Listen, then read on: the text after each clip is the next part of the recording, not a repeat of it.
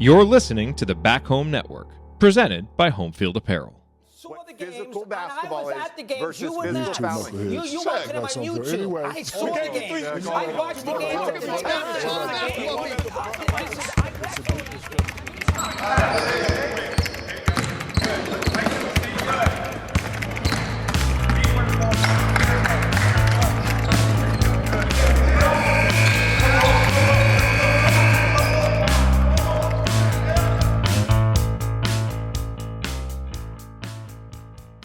Well, we're here. I'm Bob Oates. Welcome to X's and Joe's, a podcast dedicated to decoding the winning formula in college basketball. And I'm Mike Weemuth. Welcome you to episode 22, Tempo with Tonsoni and Tony. How programs try to use pace of play to their advantage. Recorded on the evening of Sunday, December 1st, 2024. So, Bob, the network apparently has allowed us to graduate from duo and trio shows to a full quartet. Figure we want to bring the cavalry in on this one because it is one that deserves a great deal of discussion, and we couldn't think of two better people than our good friends Tony Adragna and Coach Brian Tonsoni, the two of the coaches on the network, to kind of dig in on that. And we've had Tony on before, so first we'd like to welcome Coach Tonsoni to the show, and just kind of ask. So Coach, we've been listening to you for years. We get some hints as to who's the real Brian Tonsoni is. I get a good idea on Twitter at football games, and after hanging out with you, a couple times here and there, that you're a hell of a lot of fun. But can you just kind of tell us a little bit about yourself? Yeah, thanks. First of all, it's an honor to be on X's and Joe's. You guys do a great job in teaching all of us about basketball and giving us things to think about. And so it's an honor to be on, and we're glad you're part of the Back Home Network. I'm a basketball guy. I have been my whole life. I started out as a banker and then decided I wanted to be a basketball coach and a teacher. And since I made that decision, I've been teaching for 32 years. 21 years of that, I was involved in high school basketball coaching at a variety of levels, including 10 years as a head coach here in the state of Indiana.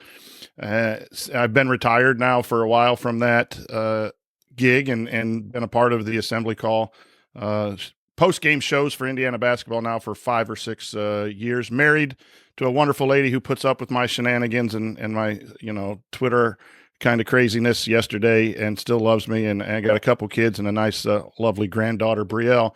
But I love talking basketball. I'm going to love talking with all of you because it is an interesting topic. It is pace of play and tempo. And so looking forward to the discussion. Great. And Tony, welcome back. I would just ask, what's new with you? What's been going on in Tony Adragna world? Yeah, I appreciate you having me on. It's always a pleasure to be on X's and Joe's and chat hoops with all of you. And then, also being able to do it alongside Coach Tonsoni is a great time as well, because I always enjoy our conversations on Assembly Call. In terms of what's new with me since the last time I was on, I'm now a father of 3. So had my 3rd child in August, and it's been a blast. It's been tiring, but my son came into the world, and IU football immediately became great. So I'm rolling with him being our good luck charm, and the poor kid, didn't have to endure the years and years of agony that so many of us did. He just hopped right into a college football playoff team. But yeah, that's the main thing new with me. Is new child, navigating the zone defense, if you will, of parenthood now with 3, with my wife and I. So having a lot of fun doing that, and having a lot of fun tonight. I got to skip bedtime a little bit with the kiddos. And so, this is important stuff here. And that's what I told my wife, this is it. I got to do this podcast. So all jokes aside, really excited to chat about this topic today. So Mike, does that mean we had to pick up the check for Tony's wife next time we're out? Yes, Jess gets to pick whatever dinner or drink she wants next time. Whatever she wants is on us. Exactly. Or poster, wherever that is behind me. The next we're always work good for some fine art. Yeah. So speaking of a football program, 66-0. I've been to enough bucket games with Mike. we have stories where we almost got out by the skin of our teeth, like it was like the Rebel Alliance getting off. I mean, Yes. we've had moments where it's like we barely got out alive. Mm-hmm. I mean, it's incredible. What was it like there, Coach? I mean, seriously. I mean, I could get a glimpse from the atmosphere sitting just right over there.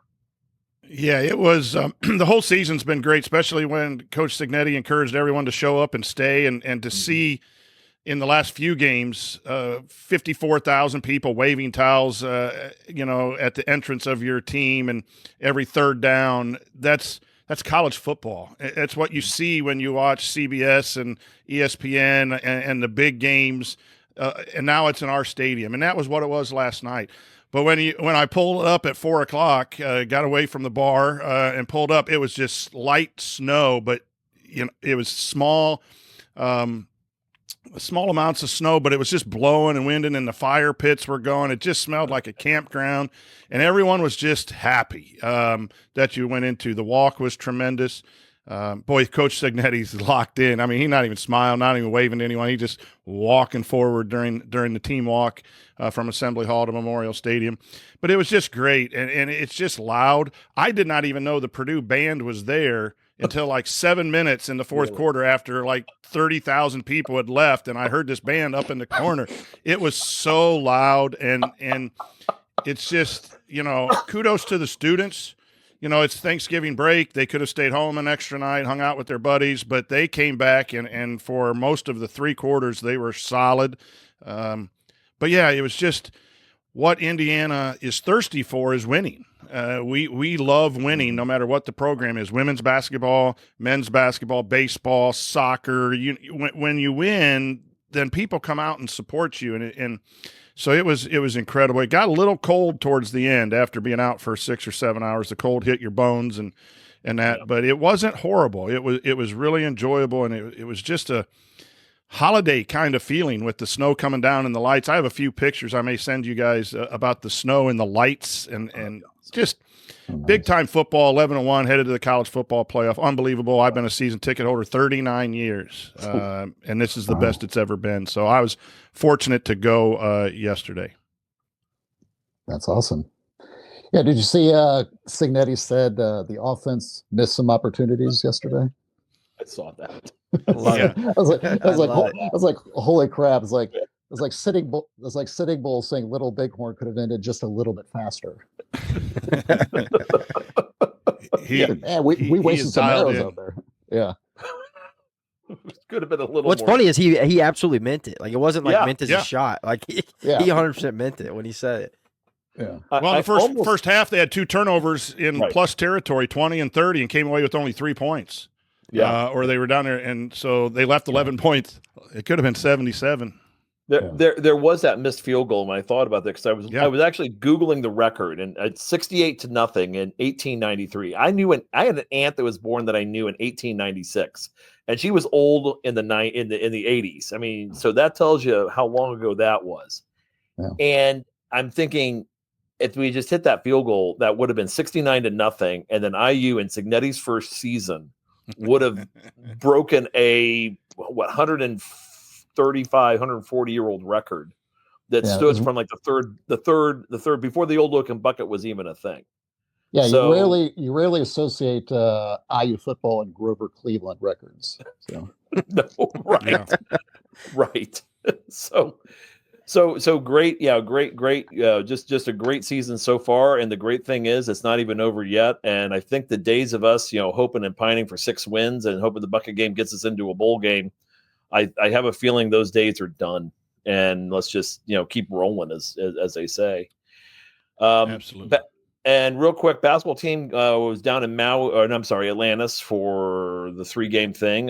Anybody, Tony, you want to throw in anything? I know you did a little bit of work on some open shots that I wanted to highlight. That check Tony out on YouTube. He's got some really good things to show. Yeah, I think they thought they were in Maui for a couple days. Bob, maybe that's where you're going with that. That might be. Yeah, I mean it's. I was thinking about Dan Hurley. Yeah, I mean, hard to say it was anything but a disappointment. It's early and things can be righted, but some of the macro stuff is still an issue. And as you mentioned, I put a YouTube video together that was sadly almost 4 minutes of what synergy signifies as an unguarded jumper that IU gave up. And that was just in Atlantis. So the defense still is very much an issue to me. It was even my concern when they beat Tennessee.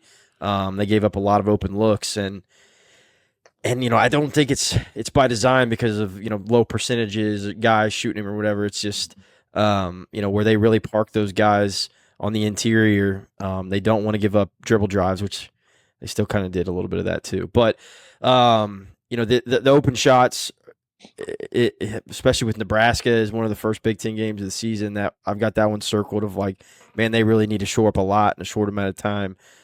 So that was my main takeaway from that weekend is that it's not the end of the world. Things can be righted, but there are some macro issues that need addressed rather quickly, or Indiana is in for what may be a season that doesn't meet a lot of fans' expectations. I would, and I would also just duly note at this point that Sam Houston State does shoot 39.9% from three, and we get them. Boy. And the program has them coming in on Tuesday. I looked that one up today. I'm like, this could be interesting. When does this podcast come out? Is this like coming out? Is Monday or Tuesday? Tuesday. It depends. Yeah, if Jared gets it out, we should be getting this for people's morning drives or at least afternoon drives on Monday. So if you're hearing this before the game, we're calling it. It could be a thing. So, and if you're apologies for making you a little queasy. We ask, please stick around for the good conversation here. Yeah, don't turn us off. At least not yet. Just not yet. Give us at least another 10 minutes. Yeah.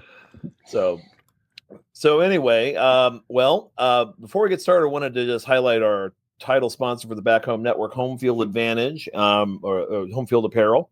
We Cyber Monday is tomorrow, and as you know, Christmas is right around the corner, and for that special someone in your life or relative, Home Field has a great deal of t-shirts, sweatshirts, dad hats, jackets, whatever you can think of. Home Field has it for whatever school you can think of, and a lot of IU material. And I have a sneaking suspicion we're going to see a little bit more IU material dropping before in the next week or two, signifying a college football playoff Hoosier football team, as well as as well as signifying the rest of the season and commemorating it, through their wonderful retro feel apparel that they do. Mike, anything on your Christmas list from Home Field? I'm thinking of that coach's jacket. That thing looked. Yeah. I mean, I saw at the game. Maybe Coach can chime in on this, but I saw on TV at least one or two coaches' jackets. I swear that looked like the Home Field 80s vintage coach's jacket. They're fantastic looking. I haven't pulled the trigger on those yet, but that might be something. Those are nice. Yeah, that's in my crosshairs right now. I'm looking forward to that one. So, Tony, what about you? Or is there anything you're thinking about for your Christmas shopping? Yeah, that coach's jacket is on my Christmas wish list. My wife is very aware of that. I've made it very apparent. That's at the top of the list. I'm a big fan. Not to mention though, she's probably like, how much money can we give these people? I've got a lot of Home Field apparel, but it's good though. I enjoy helping out our title sponsor, and they should just stop making such great clothes, and maybe I wouldn't rack my bill up there. I'm kidding, but their clothes are amazing. A ton of awesome stuff out there, and but I've got that coach's jacket, top of my Christmas list. Telling you guys that Lee Corso Indiana sweater, I've wanted one of those since I was 4 years old. I think it's I think Santa's bringing it under the tree here. It's coming. So mine's ordered. Open. Okay, thought it would be. So go to www.homefieldapparel.com and check out what they have. And when we come back on X's and Joe's, we'll get started. Talk about pace of play and what teams try to play fast, and why do they and why don't they? Next on X's and Joe's. And welcome back. So we were talking about, as we kind of go through some conversations about modern basketball, or kind of how the game is evolving or has evolved. A lot of conversation centers around this idea of tempo and how many possessions, and do you want to play fast, do you want to play slow? I think if you ask, I would say every coach in really in any division of college basketball, they would all tell recruits, they'd all tell everybody that they would love to play, that they love playing fast. They want to get the ball up the floor, get quick shots. They want to play an exciting brand of basketball.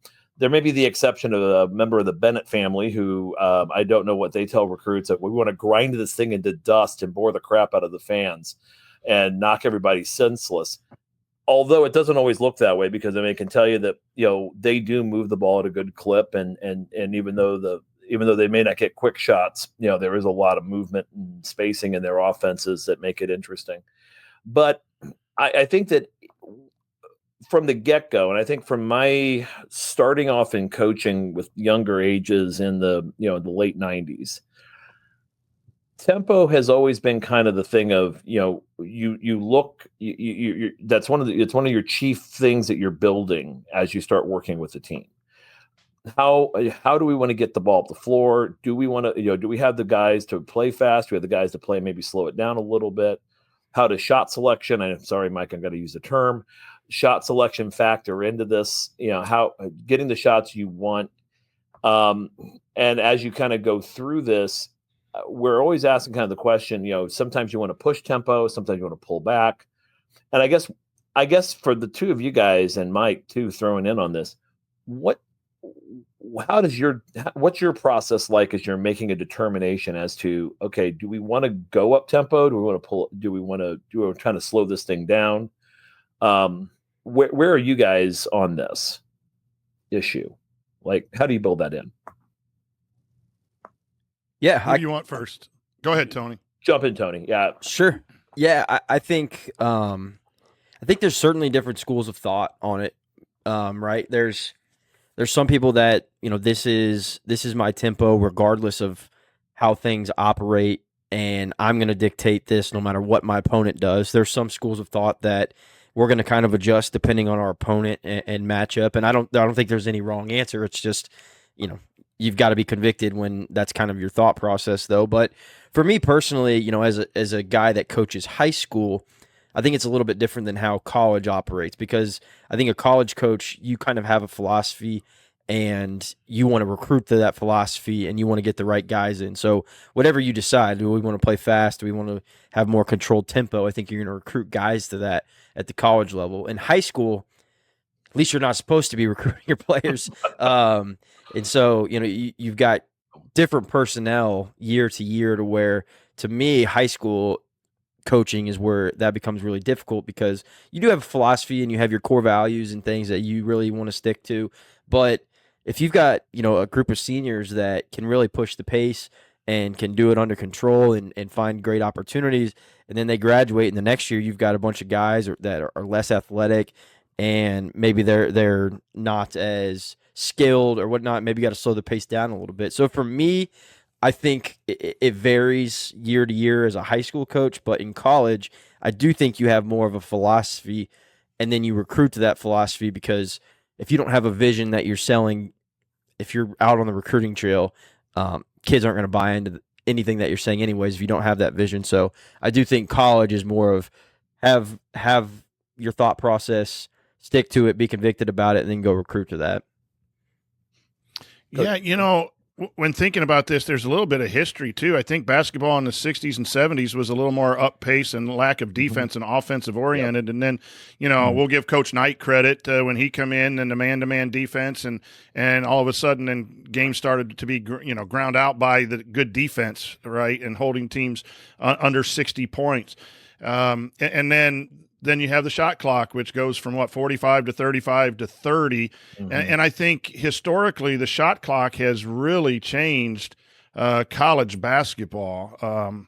Clemson's coach, Brunell, I had good fortune when he was at Wright State to spend 6 hours with him in his basketball office.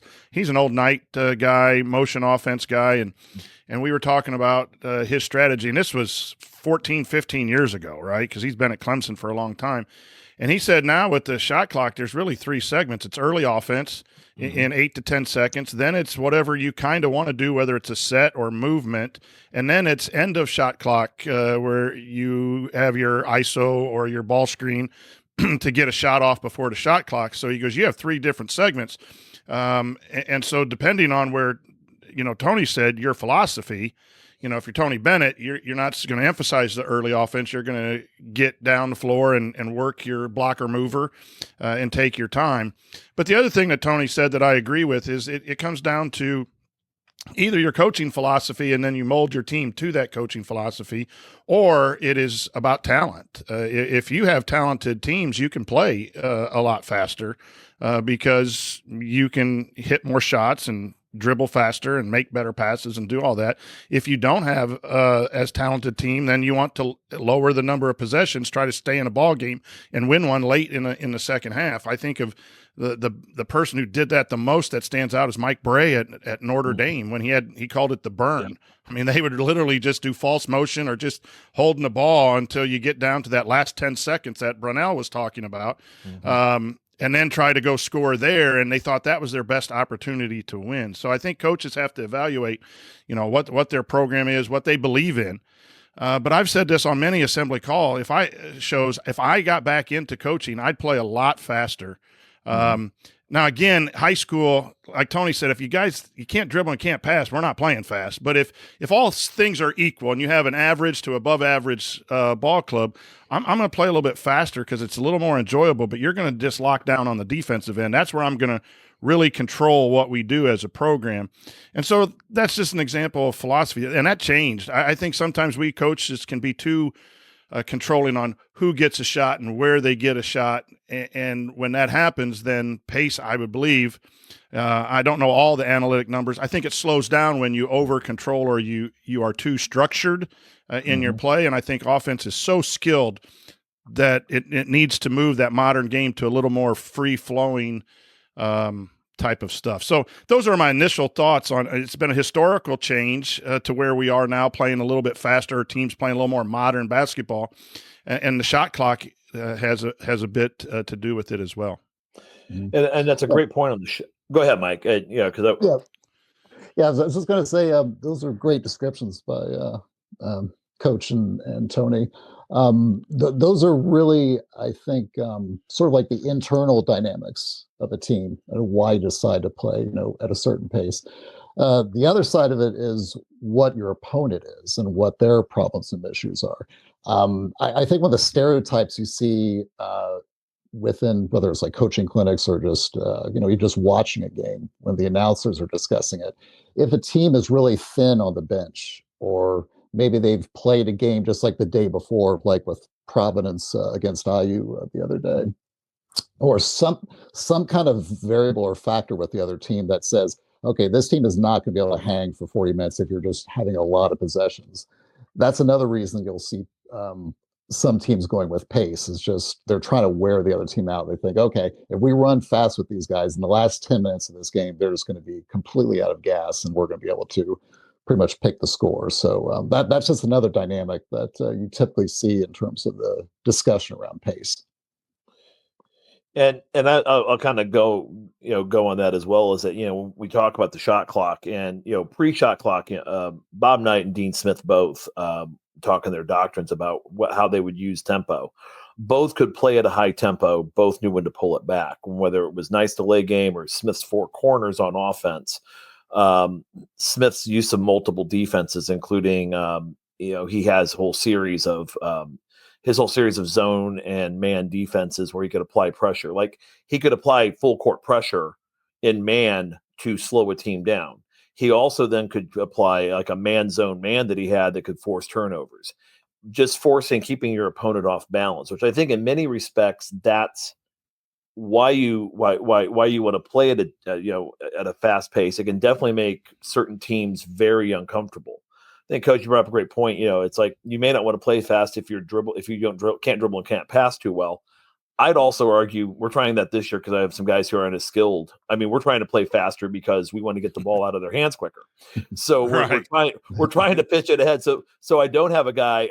Let's limit you to 3 dribbles instead of 6. Bringing the ball up. Because you might not. We maybe get better at passing and just playing at pace, playing quicker. We're athletic. We can get there. We can get the ball to the right location. We can maybe drive it and get a dump off, get something quick in those areas. So, I mean, it's kind of a matter of, I think Tony brought up a great point where you really just need to, commit. And I think that's a question sometimes that, coaches have if, committing fully to what it is you're wanting to do. But yeah, kind of back to that historical perspective, I think that, we can, as we kind of talk a little bit about what we do to control pace of play. There are some definite disadvantages to playing that way, as Jerry Tarkanian found in 1987, where somebody can flip the script on you or can slow it up. Doing that, I would kind of start with the idea of pressure, ball pressure and lane pressure, and going kind of the 90s. I mean, I think when we were all kind of coming into the game in some way, shape, or form, when every team had a 1-2-1-1 full court press, and we all had to learn how to break that, especially if you're doing travel ball at any level at that age. How defense kind of influences how fast you can play on offense. And so, Brian, I'll throw it to you if you want to start on that one. Yeah, because teams will slow you down. If you're fast paced, they'll slow you down with that kind of pressure, a soft zone, or even just play zone to get that. And everything has a reason to slow people down, but then that makes me want to try to beat the zone down, the floor. I just have gotten to a point where defenses cannot be coached very well in the first 5 to 8 seconds of the shot clock, because you're coming from the offensive end to the defensive end. Good coaches have scouting reports when you get into your half court stuff, right? So whether it's a zone or whatever. So, I am really adapted to trying to play up-tempo basketball regardless. But, you do bring up a good point. Coach Knight in 97, everyone thought they were going to have to slow down UNLV. Well, Knight ran with them, right? Mm-hmm. So there's multiple ways to use pace and tempo. And if you have a good enough team that can do both, you're going to go far in the tournament, because there's going to be some times where you're going to have to grind out some shot clocks, or there's some scenarios where you're in the lead and you want to play and pull back the pace a little bit. But it's all talent. It's all where are you best and where is the defense the best. And if I was going to ask Tony this too, along that line is, if I'm playing a really great defense, I want to shoot quick, because I don't want them set, and I don't want their rim protector knowing where we're at. And you run the risk of having bad possessions in a row and getting down, but you also then have the benefit of maybe making a run too, if you do get down 8, 9, 10 points with that. But it depends all on what you're doing with your team, your talent level, their talent level. And you got to be able to make adjustments game to game and within the game, but you have to have a definite overall preference, I believe. Yeah, to piggyback on that too, I think kind of the biggest misconception about playing fast and tempo, like, it's the buzzword. Every preseason press conference, a college coach says, we want to play fast, physical, all that stuff. Relentless. I'll just start spieling off. Coach Smart, says, disciplined, poised. Each play 6 seconds. But in all seriousness, I think a lot of the misconception, even in the coaching realm, like, I think there's a ton of even high-level college coaches out there that say we want to play fast, and then they go sit in a pack line defense on the defensive end. Playing fast and trying to dictate the tempo of the game is on both sides of the ball. And I think that's a huge misconception with the playing fast mantra is, like, your defense is going to dictate the tempo, as Coach just talked about. Whether you're sitting in a 2-2-1 to a 2-3 because you want to try to slow the pace, or you're in a diamond and one and you're trapping and you're trying to get them to throw the ball over the gym so you can get quick layups and stuff. Like, there's obviously a lot of variance in terms of that. But, there's, like I said, there's teams that say they want to play fast and then they go sit in pack line defense, or they go play a packed in zone, or, even Indiana, like their defense is quasi pack line. They don't call it pack line, but they're packing in the paint and they're trying to not give up layups and whatnot. And they want you to grind out possessions. Well, to me, like, not only is it a kind of a misconception, but it's also like for your players, it's hard to flip that switch over and over and over and over every single time down the floor.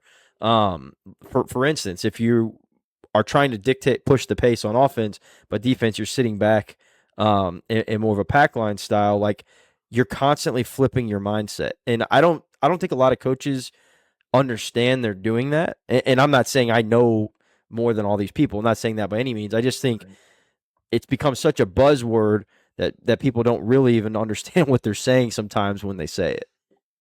Yeah, and Tony, I would say if you're going to sit back in that traditional pack line or whatever you're going to do, you're not necessarily playing fast, but maybe you want to get earlier offense too. And it comes back to terminology with your guys too. So the mindset is, we're protecting the lane here. When we get down on offense, we want to attack the lane in the first 15 minutes. Yeah, you're not that sprint out team. You can't be a sprint out, fast break, shooting 5 seconds, 7 seconds, 8 seconds if you're doing that. But a term that I like is just early offense before that defense gets set and where they practiced in that. And the other thing that you reminded me of when you said this too is it doesn't always have to be a shot in 5 or 7 seconds to play with pace too. I think another thing that we probably need to discuss is how do you run your offense? Like just cuts and actions. If you are slow in your cuts and your actions, you're easier to guard. So if you have to get, you don't score an early offense, you have to get into your main offense. Do you play with a pace that can break down whatever defense? And zone, that's ball movement. Are you pass faking, getting that ball moving?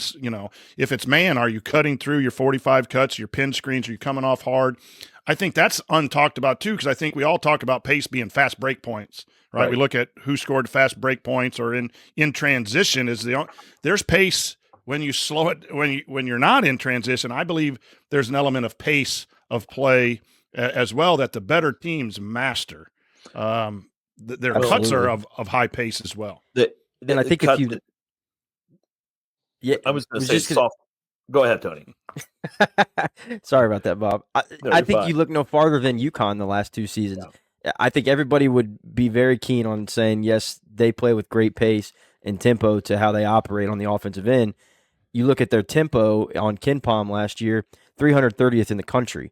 Well, that's because they do have some longer possessions, but those possessions are full of movement, cutting, ball movement, moving the ball from side to side, several different actions within. So it's like, it's also, like you said, Coach, defining what playing fast and playing with tempo means, because it doesn't necessarily just mean shoot the first open shot or whatever the case may be. A lot of times it's just kind of the fluidity of how you're operating. And I was going to throw in that, it's the idea that, I think, Tony, thanks for bringing up UConn, because they're a great example of this. I was going to throw Notre Dame with Micah Shrewsbury in as well, too, that people will look at this and they'll say something about, are you sure they're not, are they playing fast? They look at their tempo numbers, look at their possession numbers, and the analytics show they're playing slow. When in reality, the ball is moving, it's popping, they're cutting hard, they're getting an amazing amount of they're getting a lot of options out of their actions, and they're not necessarily wearing a defense down, but they're actually exploiting a defense by moving quickly, moving the ball quickly, moving their players quickly. One thing I think about UConn is the amount of freedom ball handler has to be able to make the right read. And I think that so many times, and this is a problem, I think, when you're playing slow, when you're coaching, you spend so much time trying to orchestrate what your offense is going to do. And if you're playing at pace, it's really hard to over orchestrate. I think, both of you guys have brought that up, where you want to have guys play free as much as you can. You don't really want to be in a position where, all you have, you're kind of like the coyote and the roadrunner, where you set up this intricate trap and the roadrunner just does something a little differently and blows the whole thing up. I think that's one thing Hurley was impressing me with, was, just the fact that almost everything, the guys knew where they were supposed to go without the ball. The guy with the ball knew how to read the defense and find the right shot, find the right opportunity, make the right play in that area, which also meant you can drive the basketball. Like watching Brad Under, and this, we're going to go more into that in segment 2. But I think a lot of it is, even even if you are playing up-tempo basketball, fast-break basketball, you're playing highly disciplined. I mean, I think one big change that we've seen over the course of our careers used to be you taught fast break where a guy gets the ball down the floor and the first two guys just go attack the basket. And they would just, the way you run 3-2 is that ball gets to the middle and you try to penetrate as much as possible, try to hit these first two guys down, and then the secondary comes out, and then we can run a secondary type set out of it. Now what you're seeing teams basically space the entire floor. You're seeing the first two guys are popping down to the wings. You're trying to get pitch aheads going. If they have a 45 cut out of it, it's great. And then you have a rim runner kind of going down the middle.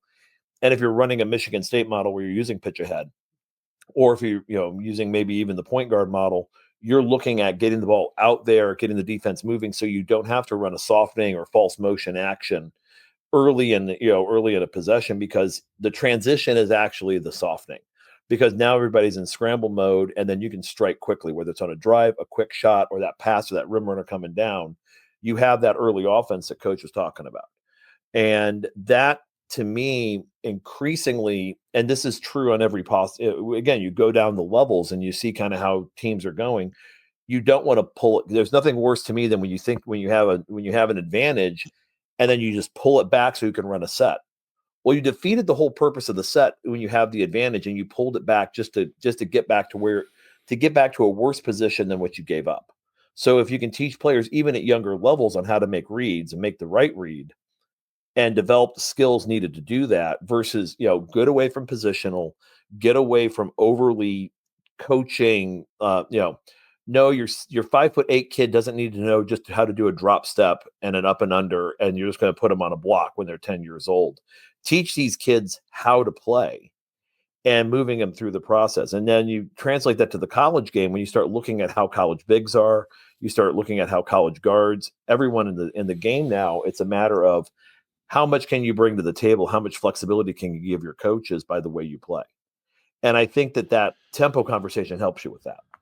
A five that can shoot the basketball is an example of that flexibility right there, and create spacing for driving lanes. If you want to play up tempo, get a 4 and a 5 that can shoot the 3 and can post, right? And I have to give credit to my guy, Mike Lewis at Western, that I worked with, because when you sent me these questions, I also peppered him for his thoughts on it, because he's one of the better basketball minds in the state.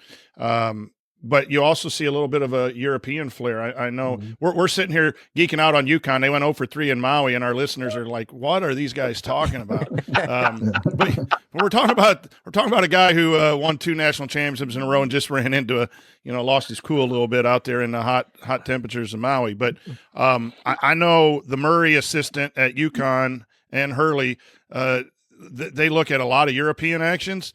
And they're also looking at the NFL on how you can run multiple things from 12 personnel or 21 personnel, and when you line up, you can run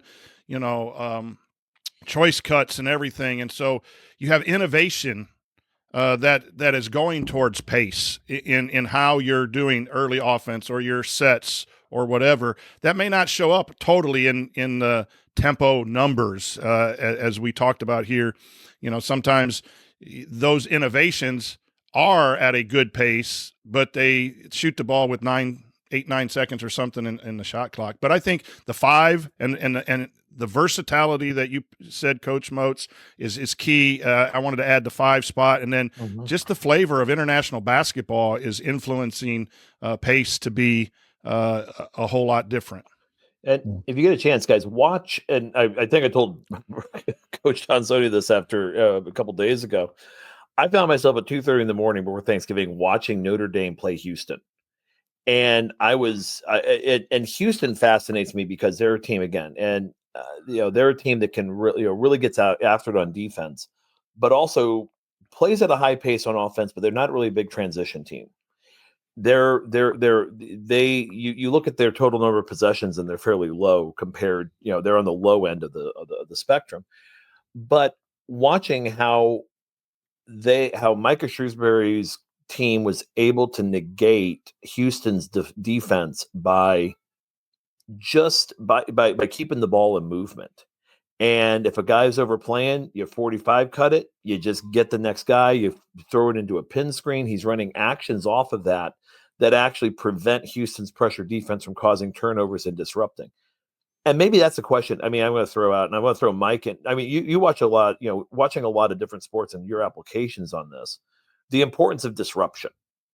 What we're really trying, when we talk about pace, oftentimes we're talking about throwing you on defense. You want to throw the offense off of what they want to do. Defensively, if you're on the offensive end, you're trying to move the defense to prevent them from doing what they're wanting to do. And as you look at whether it's European football, whether it's American football, whatever the applications are, how does that work? Kind of, because I know the way you see the game. I'm going to kind of put you on the spot on that a little bit as to how that plays out. Yeah, I would say there's kind of an interesting irony when we're talking about like pace, and that because of defensive pressure, teams have to really think about having enough speed to play slow. And that's something that, people usually associate speed with, oh, we're getting a fast player so we can play fast.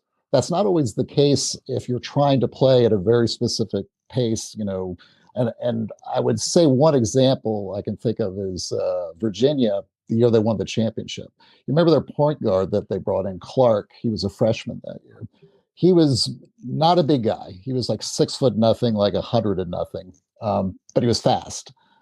And Bennett brought him in at a time where there had been games in years past with Virginia where they would get sped up, particularly because their point guard would get pressured. And once again, one of the biggest problems and with you're talking about, Bob, with the defensive disruption in basketball is the point guard gets trapped and makes bad mistakes, leads to turnovers, leads to breakouts the other direction. Clark, if you watch that year, was very good, especially for a freshman, in that he could just split defenses and completely get out of trouble, not to necessarily attack, but to just keep Virginia at the pace they wanted. And so a lot of it, I think, what you're looking at in terms of how you counter pressure is you do have to sometimes have what you might consider the traditional arrangement of what you see with faster teams, fast players, guys that can get out of trouble, guys that can't be doubled, can't be pressured. But at the end of the day, they're still able to do that to control the pace. I think you saw that one thing in our example with IU. I would say that like Jalen Hood-Schifino, the one thing I thought he brought to IU that was really good was his ability to just like control the ball. And he just was never really phased when he was like being ball pressured. I can't remember his exact like turnover numbers, but you could tell against teams. You think about like the Purdue game, like that kid basically just controlled that second half of that game just with the ball in his hands against pretty intense pressure. So you're right, Bob. I think your ability to basically get out of like difficult pressure situations on defense allows you to sort of dictate the pace that you want.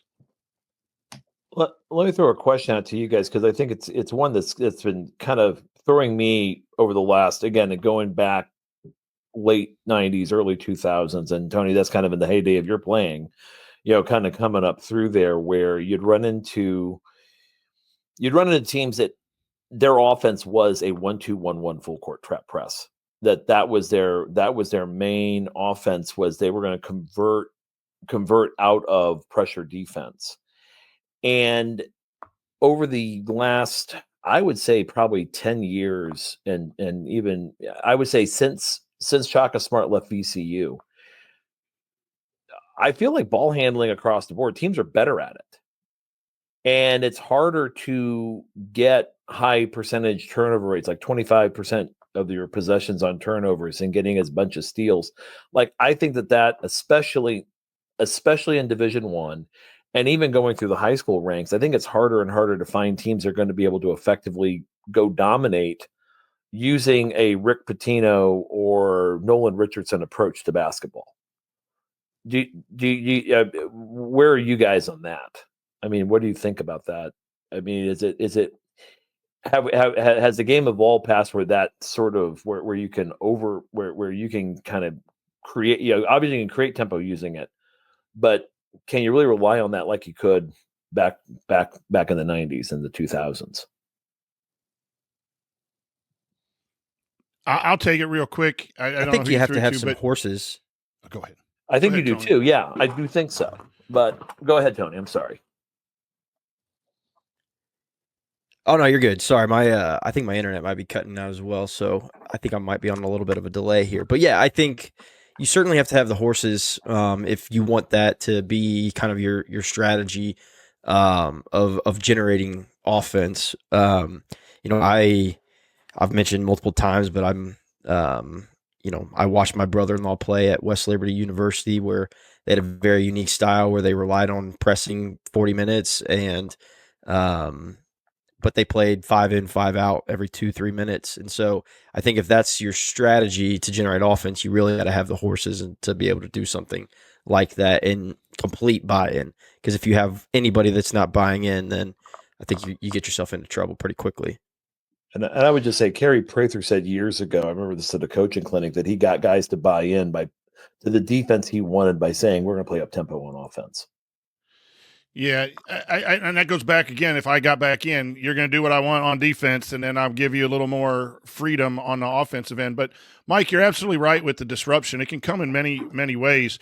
And to go to your question, Bob, I think in D1, I think the disruption is more ball pressure, picking up full court man or really pressuring in the half court man. And, again, those quick players, those good ball handlers, kids have gotten really good with the bounce in the last 10 years. And so, I think that's been one of the ways to, beat that disruption is in use of the north-south dribble and getting into the lane.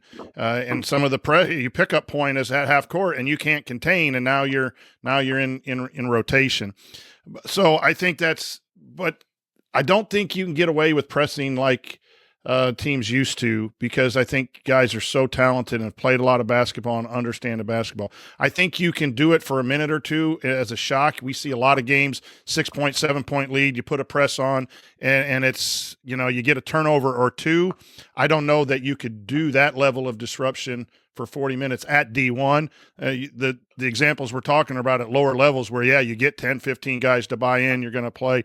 Mm-hmm. But I think the disruption, we see Indiana try to do that, is pick up full court. That disruption is to eat some shot clock too, and then you force people out of what they want to do. Is a way to dictate tempo. If they take 7-8 seconds to get it across, then they have limited time to do the actions that they want. So there's a time disruption as well as a physical disruption. And I think Mike was spot on. You beat that with excellent ball handlers with the level of quickness and ability to pass and get places. A lot of teams do that with the ball screen. They'll bring a big up towards half court, or they'll run that flat ball screen and go right into some offense that way too. But again, defense can try to slow you down. One way you try to counter that disruption is with the talent, the speed of the players, as Mike said, as well as scheme.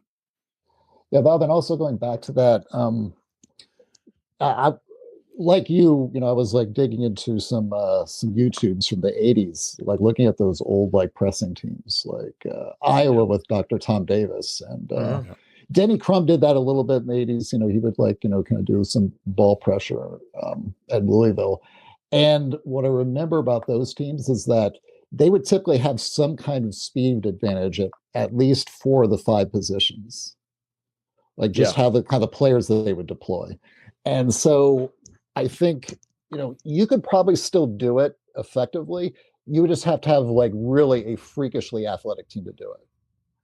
Like just like top to bottom, you would have a lot of guys that are really long, really athletic, and literally at almost every position. And so Kelvin Sampson on steroids. Yeah, exactly. And I mean, I would say Houston and there are 2 teams I think that kind of impress me in terms of their physicality and speed, in terms of their ability to apply pressure when they want to. And that would be Houston and Auburn. Those 2 teams look like SEC football defenses. Those guys are just they're big, they're fast, and they can just really intimidate an offense when they want to.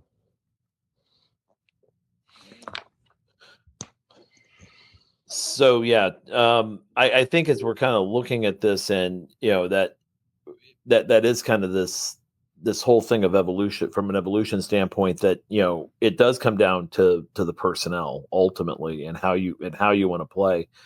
And you take the opposite side of that, whether it's Virginia or definitely Wisconsin, where they were successful, and we'll kind of explore that more in segment 2. But it's just that ability to say, okay, we're skilled, and if you're more skilled in certain areas, and you can definitely beat the pressure down, and then get the defense scrambling out of their pressure, and not turn it over kind of on that last pass. Because I know plenty of times, pressures are set up to kind of turn it over. That it's not just the first couple traps; it's that last one as you're playing out of control towards the end. You think you have something, and then the defense is rotated back to be able to get the steal. I think we're seeing more of that. Okay, now that we have them in scramble mode, can we get into a quick striking action? And I think that also kind of goes to early offense. Where is anybody not running a drag screen right now? I think everyone is. Not that I'm aware of. Yeah. Okay, so that's pretty much standards and practices. Are a drag screen is pretty much the initiating trigger on most offenses now, coming into transition. So we're so that's something, as we kind of go in, we'll look at that next. And so when we come back on X's and Joe's, we will talk a little bit more about the programs that are playing, who's playing fast, who's not really playing fast, and who's playing deceptively fast. We've got to do a little bit to start off with. We'll go a little more in depth when we come back on X's and Joe's.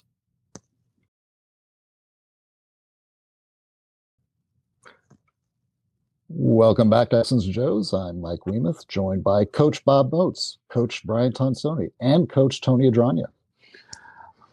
So, gents, now we're going to go talk a little bit about some of the teams in college basketball that are playing fast and slow. And Bob, I know you wanted to highlight Wisconsin, and so maybe that's a good place to start, since they're in our conference, and they're notorious for their allegedly, or at least in the past, their relatively sluggish pace of play. But they're not exactly as sluggish as they have been in the past, are they? No, it's been interesting. Can we get this up on the? Can we get Ken Palm up real quick? Did that do it? You want me to try here? Yeah, up there we go. All right, winner. Good job. Way to go. Here we go. Thank you. So if you look at Wisconsin and their history, and this is something with guard, you kind of, and even going back down to the beginning of the Ken Palm era, you rarely ever see Wisconsin out of the 300s in adjusted tempo and also average possession length. And I think something we've been noticing with Wisconsin this year is that they're not necessarily getting more out of transition, but they're definitely getting more seemingly out of early offense, and really seeming to get more out of just penetrating the ball, utilizing the dribble. And I don't know what you guys have been noticing in watching them, but I think that, and I'm not really sure. I don't think they're relying as much on post offense, and I really think a lot of it's coming down to they're looking to, again, create more gaps, create more space, and really get the ball moving north-south a little faster than what they've been usually doing in the old mover blocker.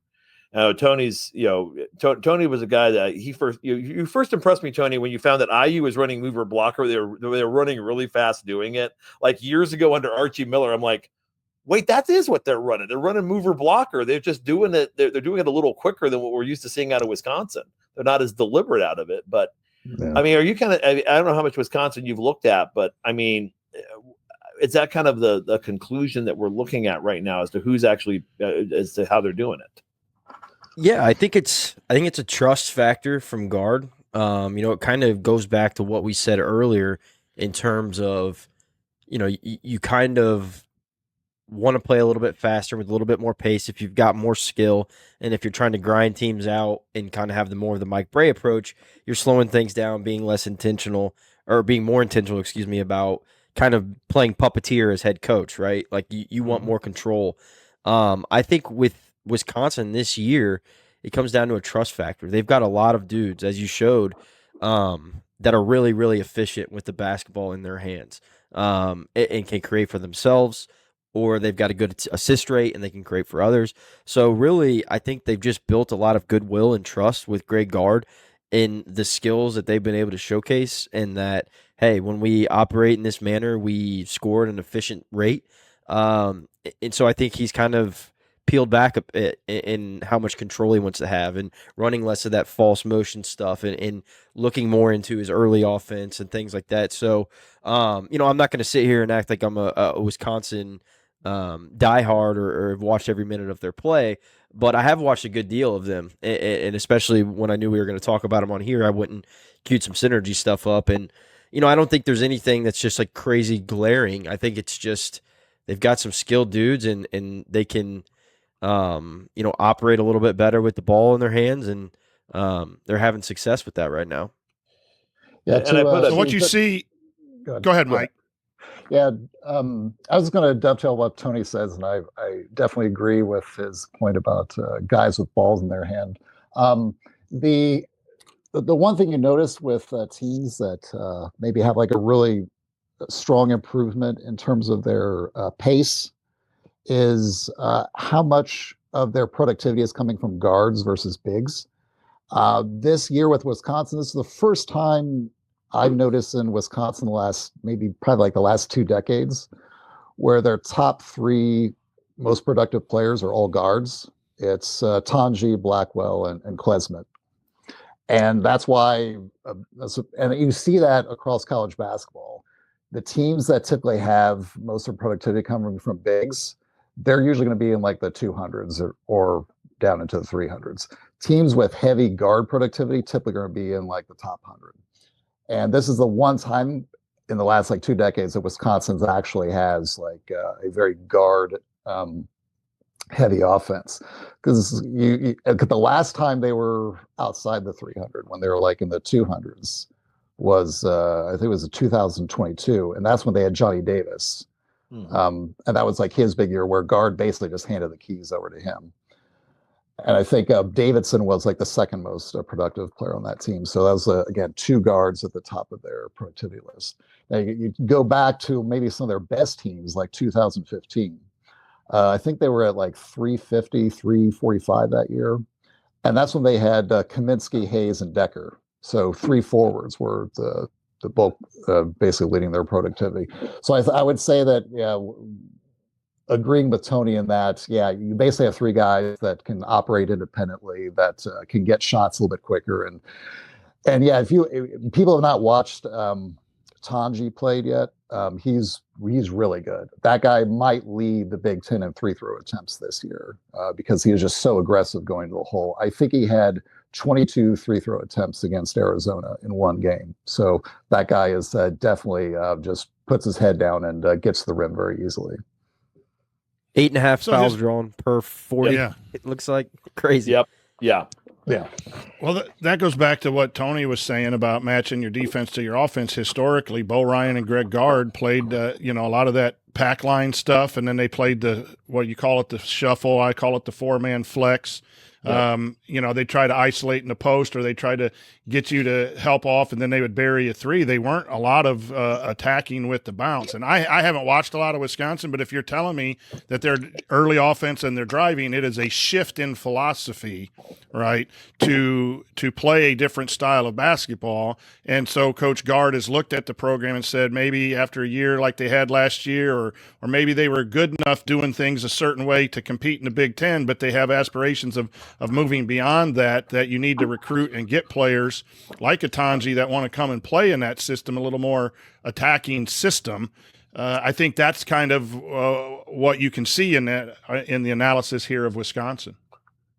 And again, we're looking at this from and we went back to their history, because if you look at really their last, since the COVID year of 2020 and even before, it's been, they've been kind of in that sort of, that really kind of middle tier, moving towards the middle tier more and more, even though maybe they are, in that just in that second tier of teams where they're looking at maybe being a ceiling of a 4 seed or a 3, or, maybe the ceiling's a 3 or a 4 seed type team. And with teams like Oregon coming into the Big Ten, I'm not sure if you can continue to grind teams out like you used to, and just hoping that somehow, well, we're just going to kind of play quote Big Ten basketball, whatever that used to be. I think there are some programs that are having to look at this and go, we're going to need to get some guys who can create. And you look at Tonji. I was just looking at his, just when we had him up. He played for Nico at Colorado State for 3 seasons. Played for Gates. I think he got injured. That one a little bit at Missouri. So he was playing with some offensive innovators, some guys that are really kind of playing just more modern types of offenses than what Wisconsin is. And Greg Gard says, I can use this guy in my program and we can put him to work. He lets Chucky Hepburn go to Louisville. And so is it an upgrade? I would say for him, it's probably an upgrade in that, because he now has a guy that can do more and really just put more pressure on defenses, where it used to be his screening that was doing it, screening and off-ball movement doing it. Now more and more, he's got more guys that can kind of create on their own, get offensive advantages, put 2 on the ball, and then let him go to work. And that, more, I think it's an interesting revelation, because I heard Tony Bennett saying the same thing after losing last year in the tournament, and then he left coaching, but he was looking at, how do I do things differently? And you look at Virginia today, they're back at they're 363 out of 363 on tempo, so they're still built to be slow and built to kind of or at least built to be in a possession control game. But you're looking at a Wisconsin and you're thinking, well, they're trending in a different direction. They're trending more to the median of college basketball than the floor in how they're playing in speed. And it really looks like it hasn't impacted, they're still running very efficient offense. They're not turning the ball over.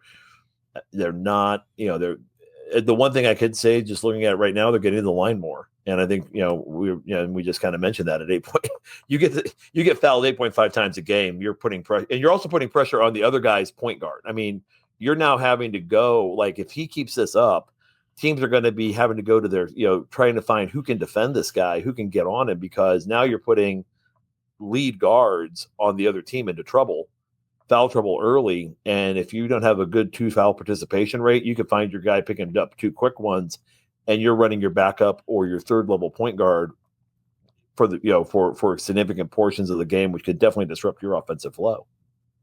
Hey, I'm going to throw out something. We don't have to go to it, because I'm probably throwing you guys off your script, and it is your show. But what correlation between offensive efficiency and tempo? Like I'm starting to really look at Torvik and that, but I haven't really been diving into the numbers yet. But that's an area that I would kind of like to look at, is efficiency and tempo, and what's the coaches are going to think when they, which one's more important, or are they combined? That's just a question that I had. Didn't know if any of you guys had looked at that. I've looked at that, Coach, for last few years, and it's tempo is it's relatively uncorrelated to overall efficiency. Just like taking a look last year, like Tony was mentioning UConn. UConn was 330 in tempo, and they were the number 1 offensive rating in KenPom. So basically they were the bottom in terms of tempo, and they were the top in terms of, output. Then you'll also, like Virginia, the year they won the championship, they were 353 in tempo, and they're number 2 offensive rating.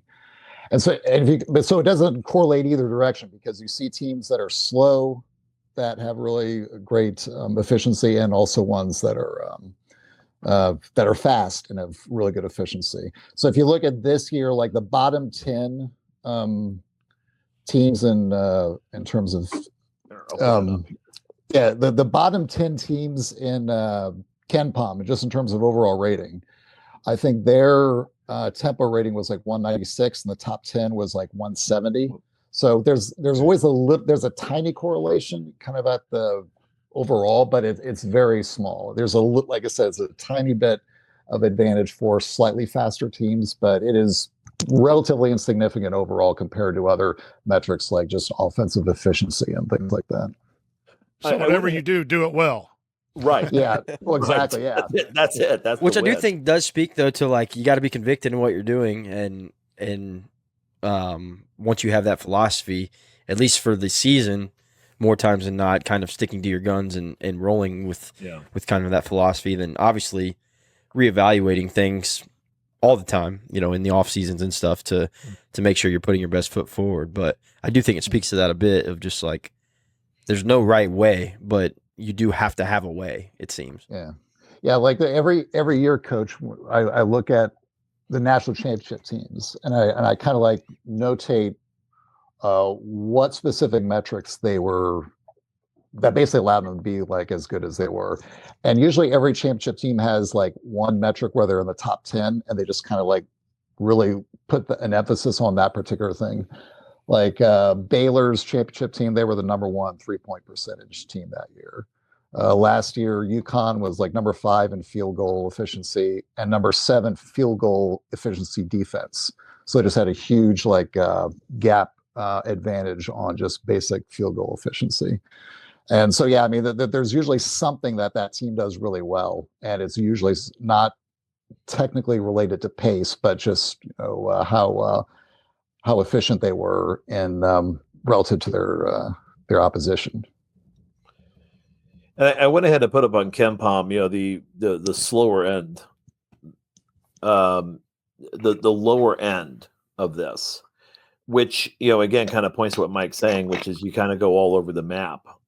You look at a team like Purdue, or you look at a team. I would also throw in there, Houston, who's a high efficiency team, even though that they're playing at 4 or 5 possessions, 4 possessions lower than the median, and the median's right around that 68, 69 range for tempo. They're still very efficient because they run their stuff incredibly well, or in Purdue's case, they run their stuff incredibly well. They get good shots off of their actions.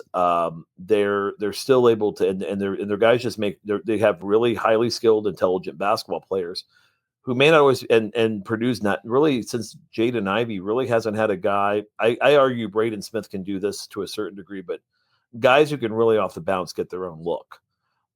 Purdue's a team that maybe they're playing, they're slowing it down offensively a little bit, but they're getting. They're when they strike, they're very lethal when they're striking because they've picked the right time to strike. And I think that's part of it. Maybe less how many possessions or what your the time into the shot clock. It's did you pick the right time to strike your opponent? Yeah. Speaking of Kelvin Sampson, I have a quiz for you guys. In Kelvin Sampson's career, he's typically in the 300s, like Bob alluded to. What do you think? What season do you think was his fastest pace in terms of his total career? Wow, was his last one at IU? I was going to say 2007 Indiana. Could have been, or his Final Four team in 2002. Didn't he take Oklahoma to the Final Four? Yeah. Yep, he did. But it was the Eric Gordon season. Yep. He was 134 that year, and that was by far his compared to where he is now. Again, he's in 310, 320 typically year over year. But that year is 134 because he had Eric Gordon on the team. And there was obviously some strategic advantage of making sure that kid got out in space and could attack the rim in the open floor. So. Yeah, I'm looking at that now. That's crazy. Yeah, far and away his fastest adjusted tempo. And you remember just like from our highlights of watching on YouTube, like how many times do you see Gordon get a breakaway dunk that year? Like pretty constant. But compared to the typical Kelvin Sampson team, that's he definitely does not like typically giving guys that much freedom. Well, and Sampson's incredibly. His teams are incredibly disciplined on the offensive end. I mean, I think that's one thing they don't think of Kelvin Sampson as, because I think IU fans in particular, we look at Kelvin Sampson and he's not exactly what you call. We thought the discipline issue, but his teams have always played very disciplined basketball, and they play well within his system. I mean, you don't have the success he's had at the levels he's had it if you don't get teams playing the way you want them to play. And his teams play hard. That's the other thing about Kelvin Sampson. His guys, they're flying all over the court defensively, and that ball is moving rapidly offensively. In fact, there's times you watch a Houston possession, like they had a shot 3 passes ago. They're really looking for that shot, the shot that they're really, they're looking for the best possible shot in there, and they're willing to wait an extra 5 seconds and run another action or just make a couple other plays just to get it. And and that's going to be interesting to see if he can, how that keeps up over the next, as they transition. Last year they did really well in the Big 12. You can assume they're going to do the same thing, but if they can, they keep that sort of can they keep that up in the Big 12 with higher level competition, over a consistent period of time, especially as teams figure them out more. Exactly. So other programs that are playing pretty quickly. I know this year, like Iowa State is one that always throws, I found was interesting because I think that they're playing, their defensive pressure.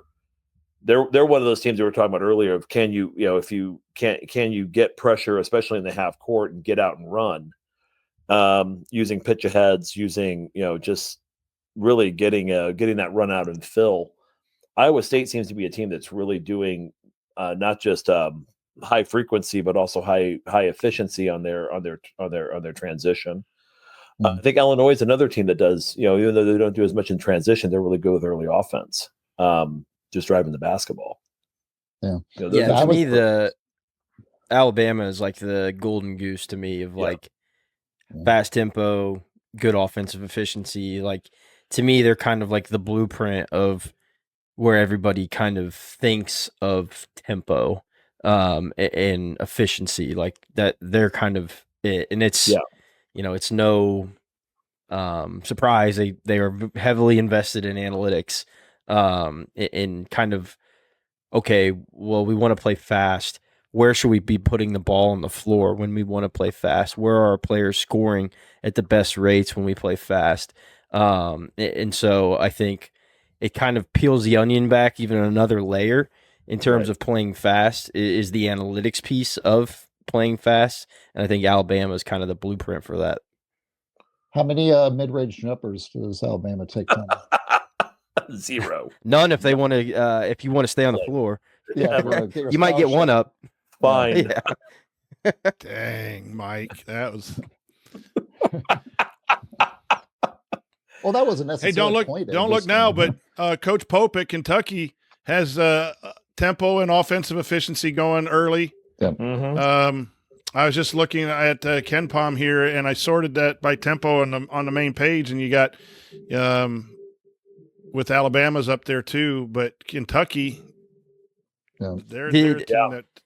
Did you guys see that video clip of Mark Pope talking about? Like, to me, it was just fascinating because, like, as IU fans, our head coach is football. He's very candid, and but Mike Woodson's pretty vanilla in how he operates with the media, which is fine. Like, coaches are different ways.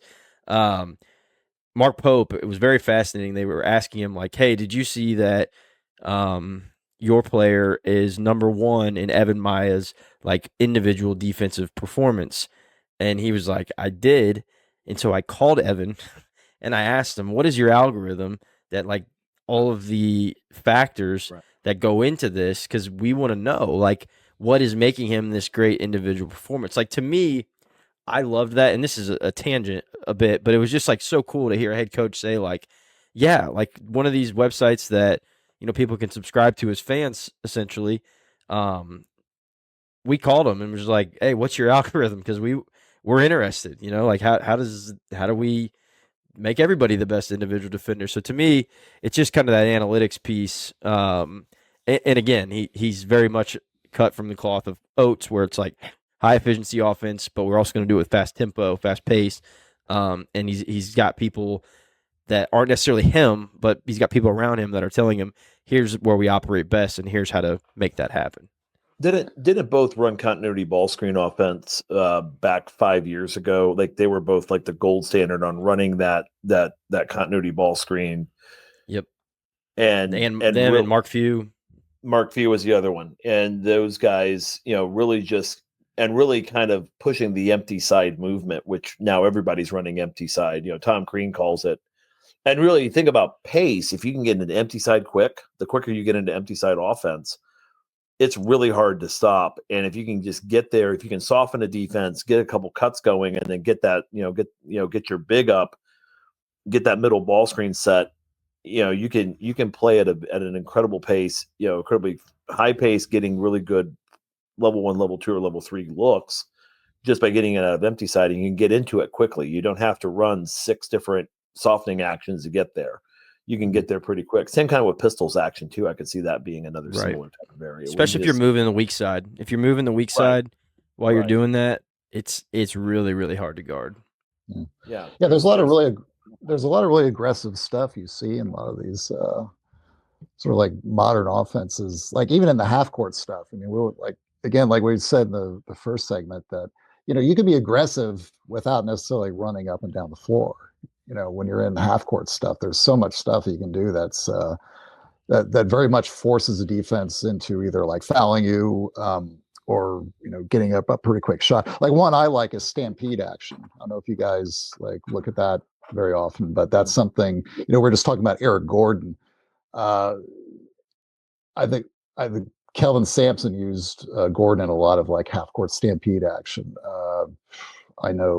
I think Jaden Ivey got used that way too at Purdue. Like if you have a guard that's like really long, athletic, and can get to the rim pretty easily, stampede action is like just an awesome thing to have at your disposal in the half court, because it usually ends up in like a dunk, of a foul that results in 2 free throws, and or like a floater or layup. So it's a great tool to have.